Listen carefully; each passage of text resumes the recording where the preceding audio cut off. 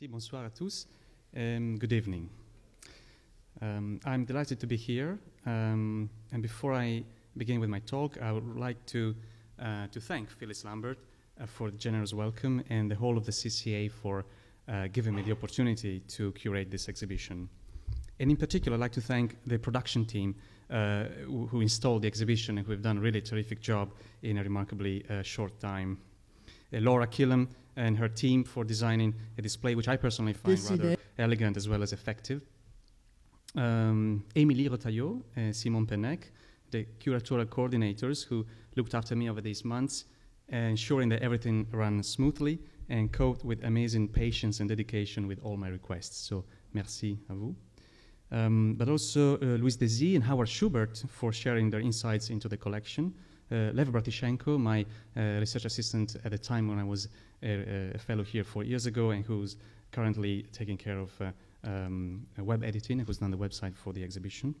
Fabrizio Gallanti, for his generous support and advice throughout. His always sharp and often provocative comments have contributed to shape the exhibition in all its parts, so thanks. And finally, I'd like to thank also Giovanna Borasi and Mirko Zardini. They're not here. They both encouraged me to formulate a proposal in the first place, right after, or during the final period of my tenure as a visiting scholar 4 years ago. And they finally invited me to curate this exhibition. And everybody else I haven't mentioned, but who's contributed to realize this project. It's really been a great pleasure to work with you all.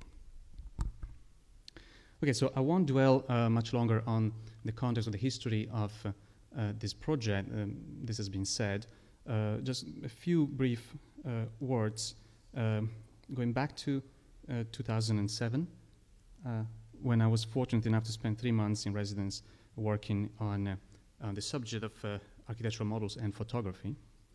There, by some coincidence, at the same time, the CCA hosted an exhibition by the Japanese artist Naoya Hatakeyama called Scales, which was based on 3 series of photographs of models, urban models, which different scales interrogate the perception of scale, urban scale, and in a sense they make us think about the ambiguity of perception by sort of challenging our perception of urban models. Sometimes it's not quite clear whether or not the subject is a model, is a real city, or what.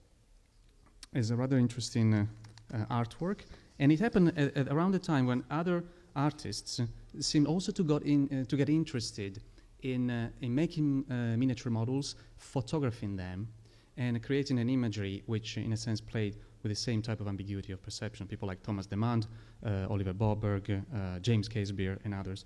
And what I found interesting is that architectural historians also seem to get interested in this subject through the work of contemporary artists. So Anthony Vidler wrote about James Casebeer's work, and Beatrice Colomina wrote about Thomas Demand's work, for example. Personally, I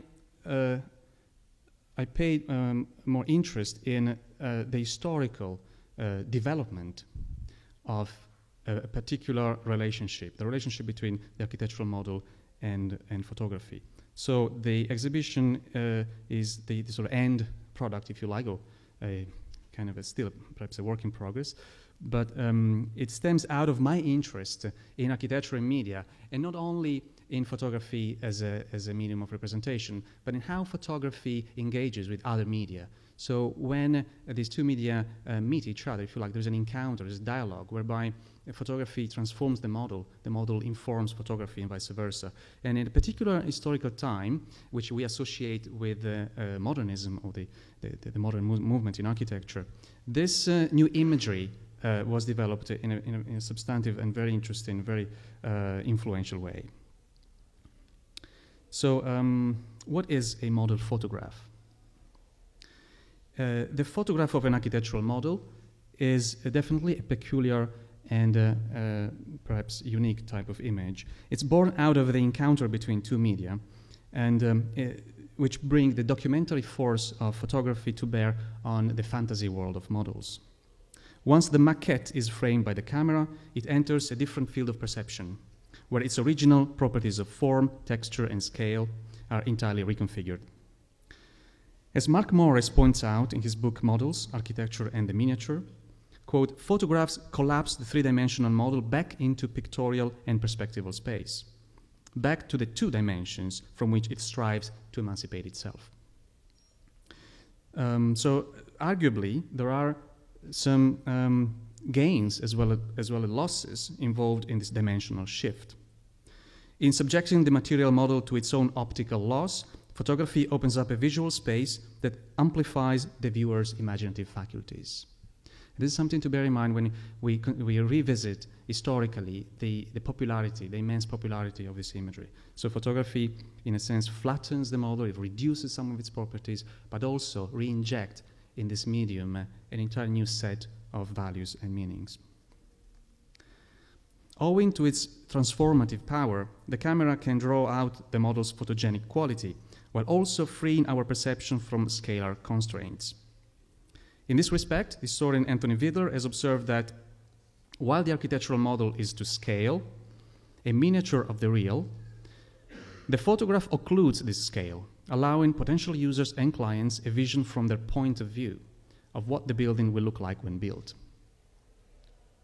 And yet, in spite of its wide import, the model photograph has long been taken for granted.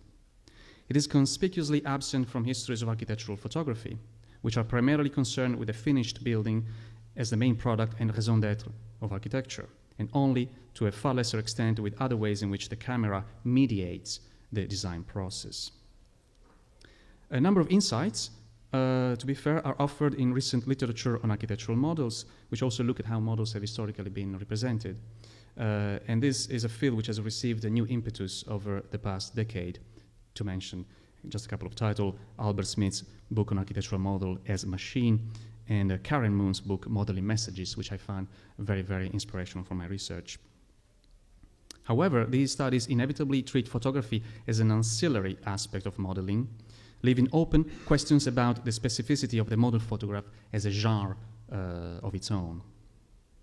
So the exhibition Modernism in Miniature Points of View was conceived as an attempt to explore precisely this imagery and the role it played in the development of modern architecture.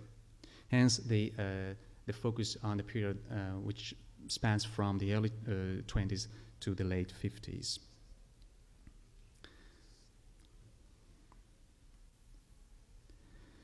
The practice of model photography originated back in the 19th century, when photography was obviously applied to any kind of possible subject, from landscapes to cities, from portraits to any type of object. However, it really became full-fledged only after the First World War. And this was the result of two combined historical circumstances. On the one hand, the design model was reinstated as a preeminent tool of representation after a long period of decline. And on the other hand, modern architecture became increasingly enmeshed with the culture of mass media. So these two phenomena conspired to kind of bring about a new imagery. And yet, while the conditions of reproducibility allowed architects to disseminate models of all shapes, sizes, and materials by means of printed images, this technical possibility alone does not fully account for the extent to which model photographs flourished, to the point of becoming an integral component of the modernist repertoire. The historical convergence of photography and model making was not fortuitous. The long-lasting alliance between these two media was initially sealed within the military domain, where the quest for objectivity responded to instrumental rather than aesthetic requirements. Both media received a substantial boost during the Great War. While photographs were produced and reproduced at an industrial scale, primarily for the purpose of reconnaissance, at the same time, site models were built and photographed to study the configuration of battlefields and to project the effects of camouflage. This is a subject I've researched in my PhD in relation to aerial views of cities, and has been picked upon also by Jean-Luc Cohen in his exhibition Architecture in Uniform, which was at the CCA until Sunday. After the war, the architectural community was quick to adapt these technical developments to new and creative uses. The so-called model boom of the 1920s reverted a trend that saw the practice of model making, well established since the Renaissance, lose ground to drawing during the 19th century. Here is a period of decline in the 19th century. The shift away from models had coincided with a sea change in the cultures of representation. The rise of the picturesque aesthetic, the development of projective geometry, the advent of new reproduction techniques such as blueprint, and above all, the emphasis on drawing and painting, le beau dessin, in the Beaux-Arts school system. These all contributed to fostering the use of graphic over plastic media as the chief instruments of architectural design.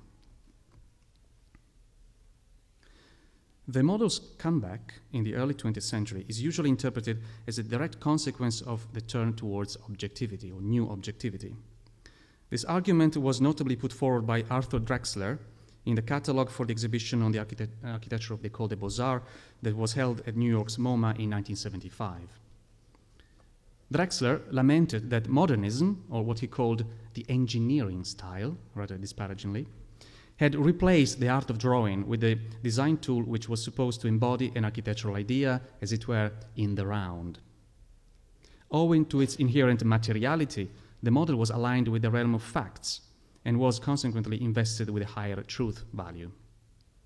According to Drexler, this pretense of objectivity was fundamentally opposed to the subjective form of expression that was epitomized by rendered drawing.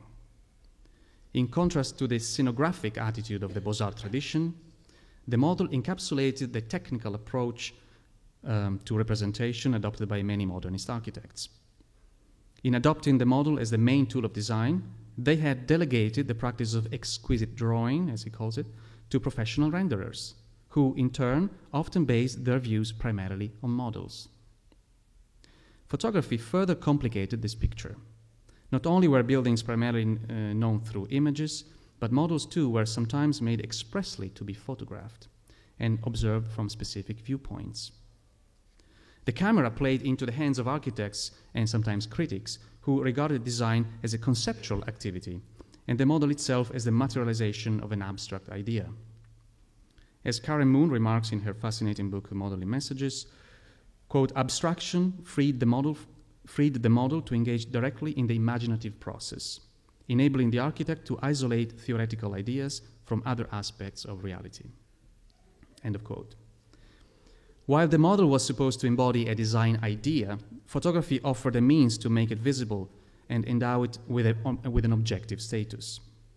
This phenomenon crystallized at the time when the architectural profession was being radically reorganized at all levels, from the educational system to the modes and circuits of communication. And I'm going to show some examples, some selected images, some of which are in the exhibition, some are not. I'm not going to follow through this sort of sequence of the exhibitions, so I will kind of overlap to some extent with the show, but I also want to show tonight some other material from my research as well. Okay, so one of the first applications of model photography, as you see in the first section of the exhibition inside the gallery, was in architectural education. The study model came to be regarded as a more effective and economic means to prefigure buildings rather than perspective drawing. In the early 20s, model making was adopted as a tool of spatial thinking at the Bauhaus in Weimar, then Dessau, and at the Vkutemas, that is the higher state artistic technical studios, for those who are wondering what Vkutemas means, based in Moscow, which was later renamed Vkutein. So we're talking about possibly the most influential schools of art and design to be established in Europe after the Great War. They had this in common. They introduced model making in the foundational courses, in the first year courses. At the Bauhaus, Moholy-Nagy and Josef Albers had the students make models within the renowned course, the preliminary course, where students were encouraged to experiment with materials, with the texture of materials, the kind of formal and volumetric and spatial qualities of materials. And this type of document, this is actually a double spread from the Bauhaus magazine that was published in the school. illustrate actually some of the models that were exhibited. So students' models were the subject of an exhibition in the Bauhaus. They were photographed, they were documented, and the pictures were published. So this imagery began to sort of enter a circuit of distribution and dissemination. And similarly, some of the Bauhaus books, the famous series of Bauhaus Bücher, were often illustrated with model photographs. Around the same time, over in Moscow, the Vkhutemas became the main laboratory of avant-garde architecture within Soviet Russia. Here, it was Nikolai Ladovsky who developed an innovative teaching method based on the analysis of the psychological and physiological effects produced by the organization of space. That is what Ladovsky himself called the economy of psychic energy, which is involved in the act of perception.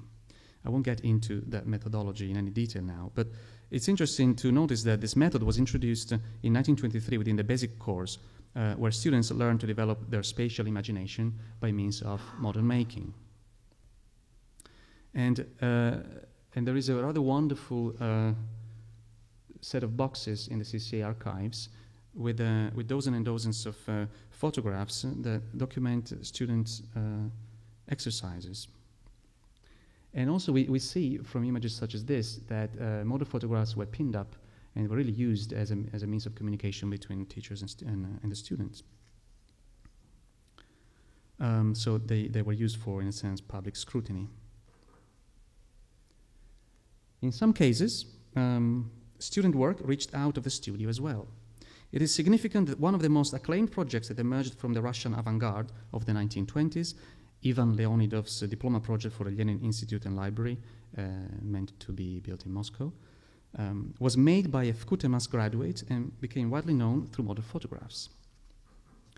Indeed, there were really two images from above, from below, which ensured the huge popularity of this project. These pictures of the model, which were on display at the exhibition of contemporary architecture in Moscow in 1927, appeared in the journal Sovremenная Architektura, the organ of the Union of Contemporary Architects. The multiple views of the model seen from different angles and the dynamic layout of the magazine also reflected the aesthetic of the constructivist movement, which had its root in the Vkhutemas, in the school itself. So, in a sense, avant-garde photography meets avant-garde architecture here. Through the channels of visual reproduction and dissemination, the model entered, to put it succinctly, entered into a new life cycle as an image. And I'm very interested in what happens when the miniature model is really transformed into an image. The press, the illustrated press, was the principal medium by which the model photograph established its place within the modernist repertoire, in particular during the interwar period.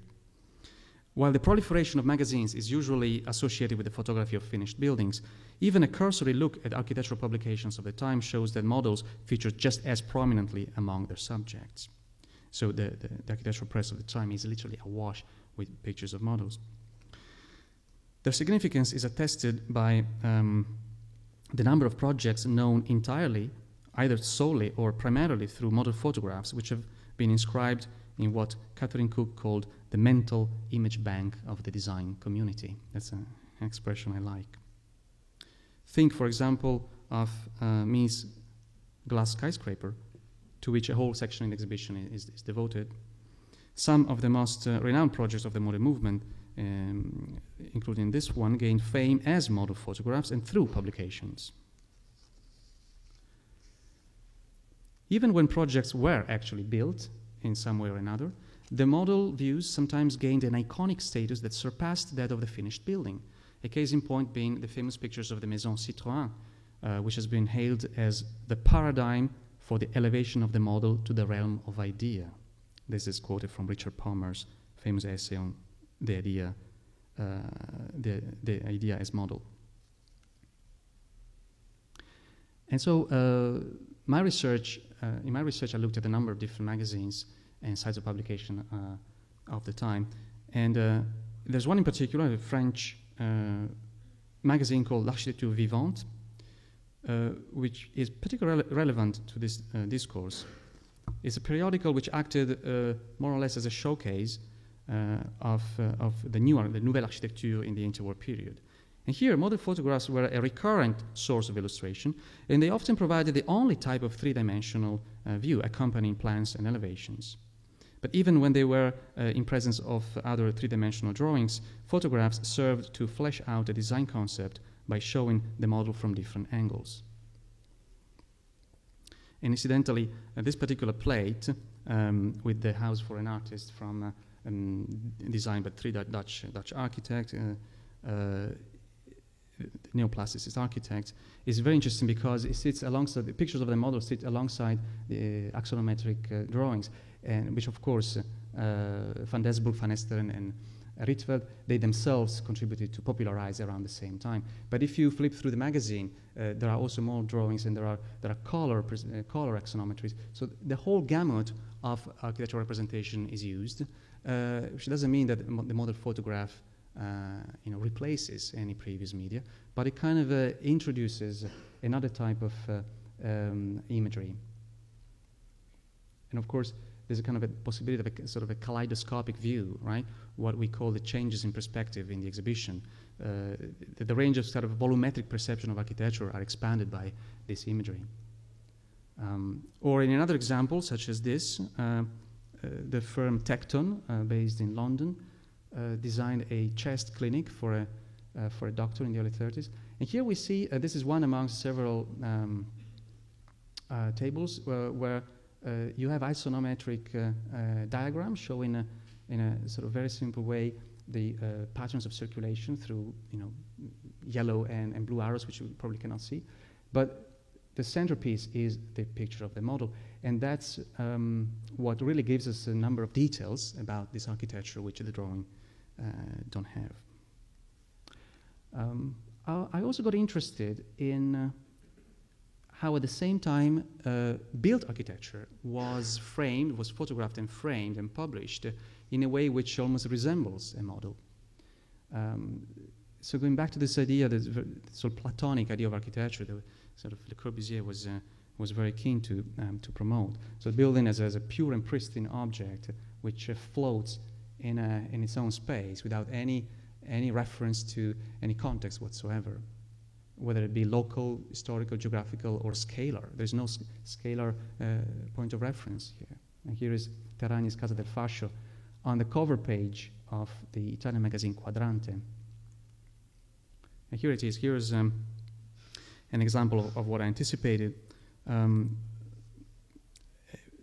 Corbusier's manipulation of model photographs so as to stand out from a dark background and evoke through this purity of volumes the kind of aesthetic of his design. And in particular, this building, the Centro Soyuz Palace, which was eventually built in Moscow, is especially interesting because it introduces another element, sort of the choice of an aerial, if you like, point of view, an aerial vantage point, which framed the model from both vertical or oblique angles. In fact, in his MoMA catalog, Drexler remarks apropos of these images that the unity of the composition can be grasped only from above. And this reminds us that there's nothing, I mean, it's very simple, very often, more often than not, architectural models are depicted from above. And this is, perhaps an obvious gesture, but the resulting images, in some ways, simulate an aerial view.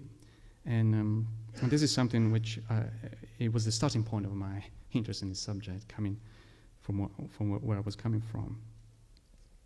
Indeed, model photographs were often taken with the camera positioned, as I said, above the subject. And they were also sometimes paired up with aerial views of the site. This is something that Le Corbusier and Pierre Jeanneret themselves did. In particular, well, this is another version of the Centro Soyuz. Another picture of the Centro Soyuz that was published in a review of the building in a Russian magazine, Contemporary Architecture.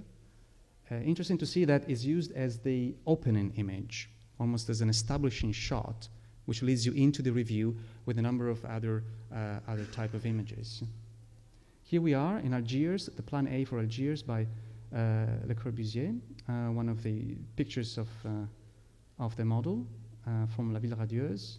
And here is the image which got me into this subject, I think. Okay, so area view of Algiers, bird's eye view of the model. This is how Le Corbusier calls it, the vue à vol d'oiseau. Okay. You don't need to fly to take this picture, but the effect, the juxtaposition, plays into this kind of a scalar relation. Sorry.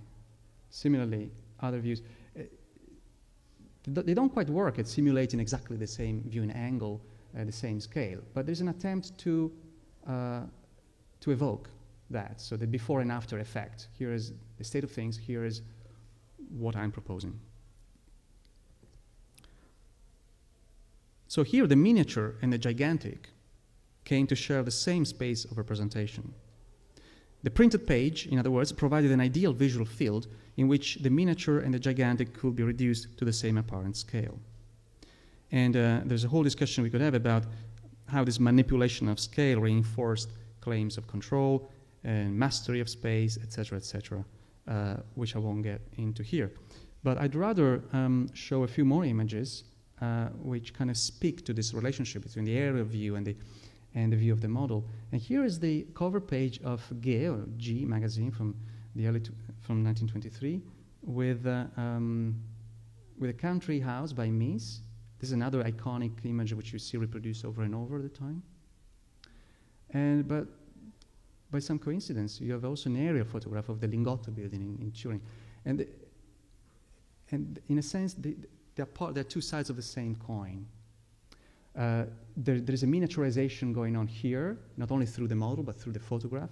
And there's another miniaturization going on there. And in my kind of dual research, I come across this fact that historically, these two imagery emerge at the same time.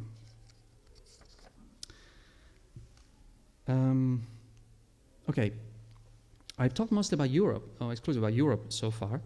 There's something very interesting, very relevant, but also slightly different, which happens in parallel in the US, where we see that views of models are also very often used in the architectural press.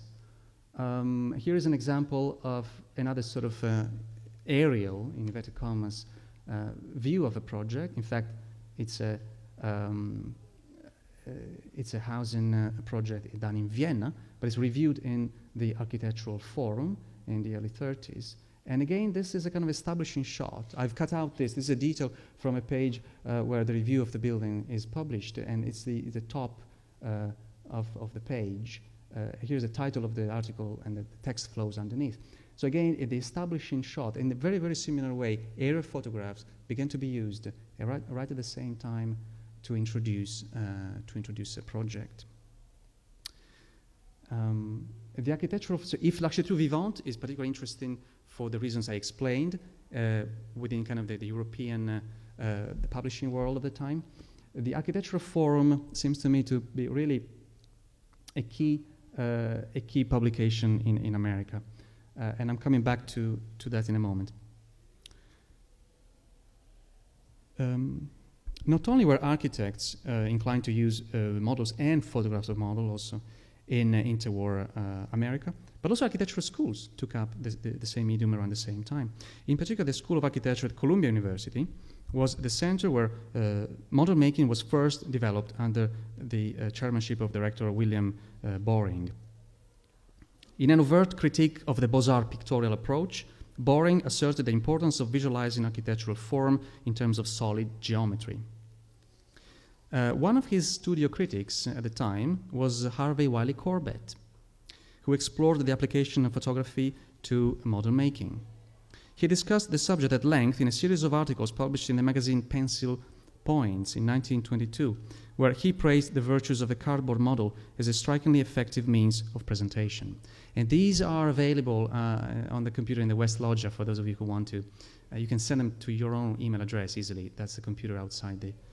we selected 4 samples of the architectural discourse of the time dealing with models and model photography for you to peruse if you want. can just they come to your computer as a PDF attachments. I was jumping ahead of myself a bit. This slide I think is very interesting, and it's also on display in the exhibition because it shows one of Corbett's project for London, in fact, for Bush House in Aldwych, a fairly large urban complex. And it introduces the theme of montage, the theme of composite photography. Corbett theorized not only how models should be made to achieve the best kind of effects, in particular cardboard models was interested in, but also how to view them, how to photograph them, and how to superimpose images so as to simulate the effect of the final building. So this means compositing, if you like, a picture of the site with a picture of the model into a final view. So that, and the whole process, and this is published in the Architectural Review, the whole process is explained at length in these articles I mentioned, where Corbett reproduces the area view with before and after, if you like, and again from another angle, area photograph, and a view of the model inserted in the site, which took some measuring, some calculation of the proportion and scale so as to attain that level of simulation. It's not perfectly accurate by our standards today, but it's fairly convincing, I would say. Okay. Corbett argued that the most compelling results were obtained with the technique of composite photography, which was sometimes called double photography, and that allowed architects to construct an illusory space that was supposed to enhance the attractiveness of a building by focusing attention on its outer appearance.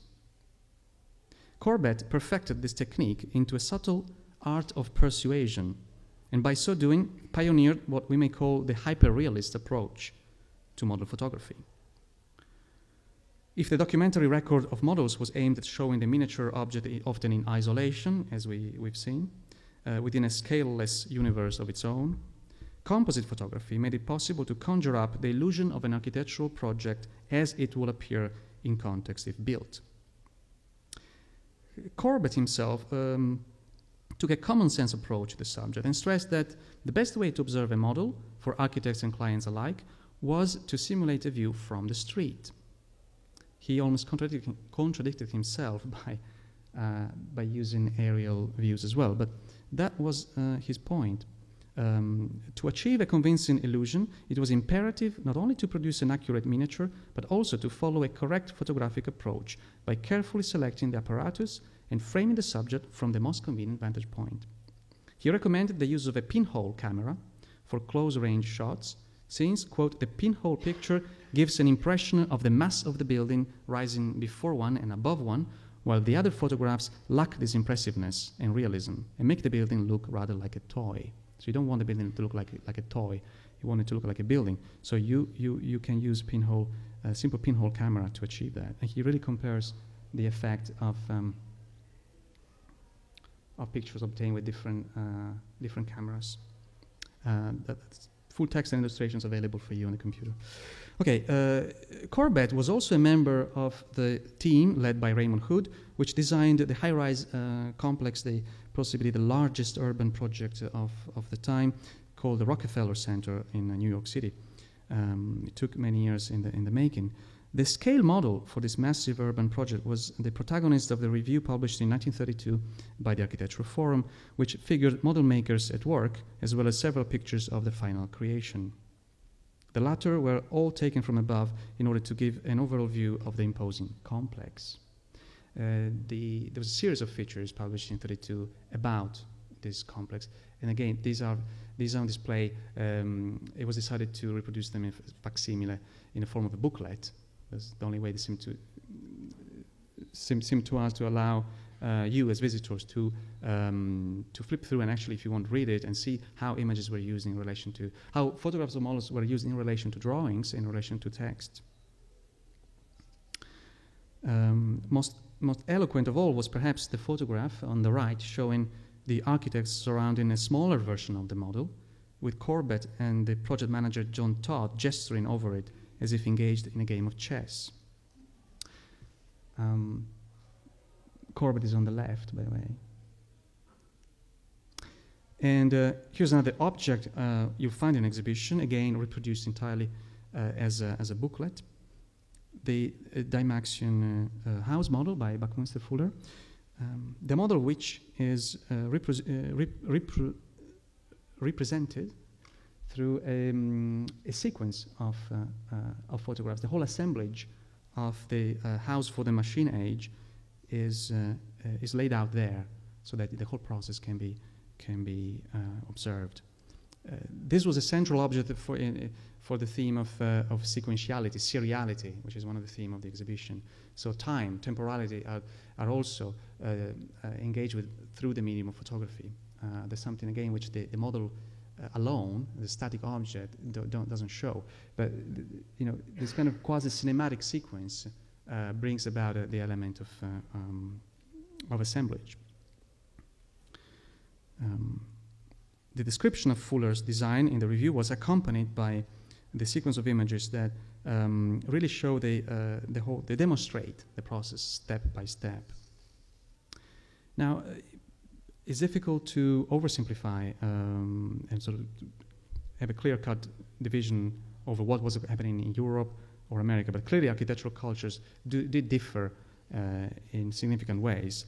And one thing that can be noticed in the architectural, in the American discourse of the time, is a rather more pragmatic approach to model photography. And that's what a critic in an article called the problem of salesmanship.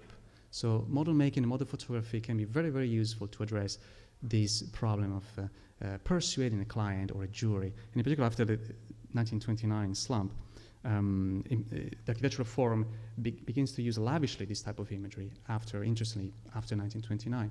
So there's a commercial application to this medium which cannot be neglected. And frankly, Corbett discusses that quite explicitly in his writings.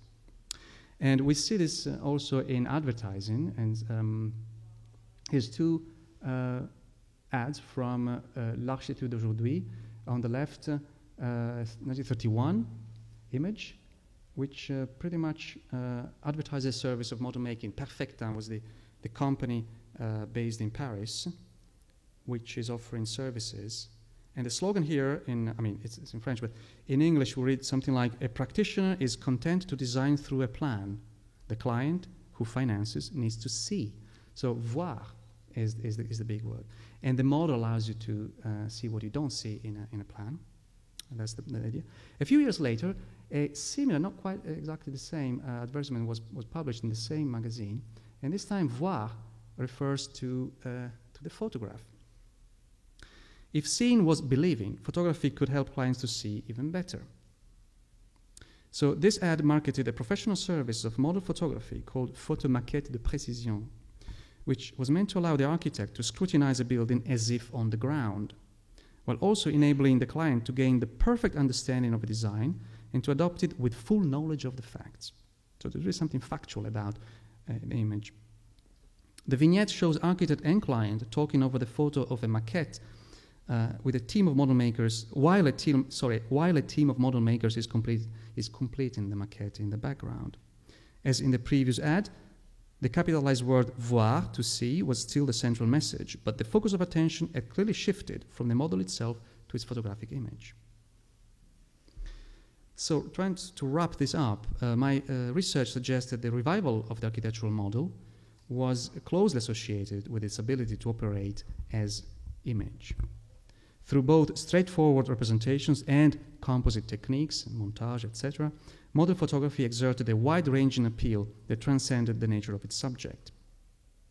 This art of persuasion, as I like calling it, came of age after World War II, when the role of model photography in architectural culture was fully consolidated. The pinhole camera technique was gradually superseded by optical instruments such as the model scope, a magnifying tool based on a medical endoscope, which allow you to see into a model, and a tiny apparatus called snorkel camera made it possible to take moving pictures inside miniatures.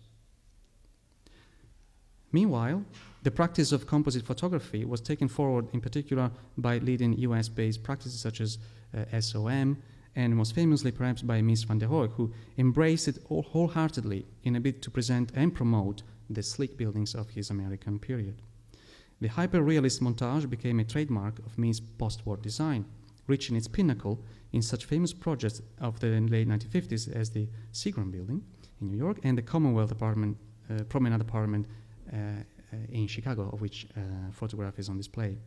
These images were produced by the leading architectural photography firm Heydrich Blessing, which had set up a successful business in Chicago before the war. And I've seen the review of their studio. When the studio was built, there was a review of that. So you can see the plan of the photographic studio. And there is a room specifically for model photography. And it's the largest room in the studio, interestingly. So they really specialize on that. The firm went on to specialize in the composite genre at a time when mechanized techniques, new materials such as acrylic plastics, sparked off a demand for ever more accurate and realistic miniatures. Heydrich Blessing's crisp and seamless compositions did much to brand Mee's architecture over the 1950s and 60s, marking a radical shift from his early uses of model photographs influenced by the German avant-garde aesthetic. I should have shown you also that. I beg your pardon. These are two images that we have obtained from the Chicago History Museum, which have been reproduced, and they are in the exhibition, showing how Heydrich Blessing photographed the model. There's a process called emotion scratching, whereby you then can place the picture of the model onto the view of the site. The final result is this. Well, actually, the architecture is fairly small in there, but you can notice the sort of level of perfection of this type of image. Around the same time, the shortage of construction in post-war America brought about the so-called magazine era, which allowed ever more sophisticated design models to circulate in print form. In an article published in the Architectural Forum again in 1958, Jane Jacobs observed, quote, "Editors of popular magazines decided to fill the gap by publishing models, but models so realistic that the photographs would look like full-scale buildings. The captivating results and the opportunities for studying design effects with immense precision were not lost on architects," end of quote. The illusion of veracity illustrated the unique power of the model photograph, which would later be summed up by the architect Eugene Cooper in a pithy sentence: "A photograph of a model can create a more convincing illusion than the model itself. The model exists as a separate world," end of quote. Now, what happens after this, and after we enter the 60s? Photography had by then taken a firm grip on architectural culture. According to some critics, photography really takes command in architectural culture. And at the same time, model making reached its apogee, and its alliance with photography was ultimately normalized. An eloquent sign of this process can be found in a book called Das moderne Architekturmodell, the modern architectural model, and that's nothing but a technical book, a manual of model making, written in German, which became very, very popular through a number of translations and editions. So it was a standard book for architects and students to kind of pick upon this practice. Now, the author in this book cited the artist Andreas Feininger, where he stated that the photograph of an architectural model entails to a special degree the transformation of ideas into pictures. And this, I think, sums up the point of the exhibition. So in a sense, the model, the physical model becomes a go-between in this design process, from thinking, conceptualizing to producing an image. Gradually, the model gets out of fashion. There's a distaste for realism, as Karen Moon puts it. Many self-respecting modernist architects almost became ashamed of such a realistic imagery, which was associated more and more with commercial activities. So as the realism of the model came under question, the camera's ability to capture the idea behind it was also undermined. The status of the model photograph was further challenged by the advent of computer modeling later on and digital design, which made the process of making and picturing material models technically obsolete. And yet, this imagery has never ceased to feature in the architectural press, nor to be used by practitioners and students alike. Today, amidst the ongoing hybridization of modeling and drawing techniques, the persistence of the model photograph proves the enduring power of an imagery which has left an indelible stamp on the trajectory of architectural modernism. So to conclude, paraphrasing Walter Benjamin, we could say that to an ever greater degree, the architectural model reproduced became the architectural model designed for reproducibility. While model photography helped to revive the role of the model, at the same time it destroyed its aura as a unique original object, paving the way for its progressive dematerialization in the computer age. No sooner was the model back in vogue than it was reduced to a bidimensional picture, which could be manipulated and harnessed to endless visual effects. By subverting the physical order of the model, photography endowed it with the power of the simulacrum, a type of image that became increasingly removed from its object as it established its own internal productive force. The exhibition that we are inaugurating today explores precisely this productive force and how it was manifested in the heroic period of architectural modernism. I hope you enjoy it. Thank you.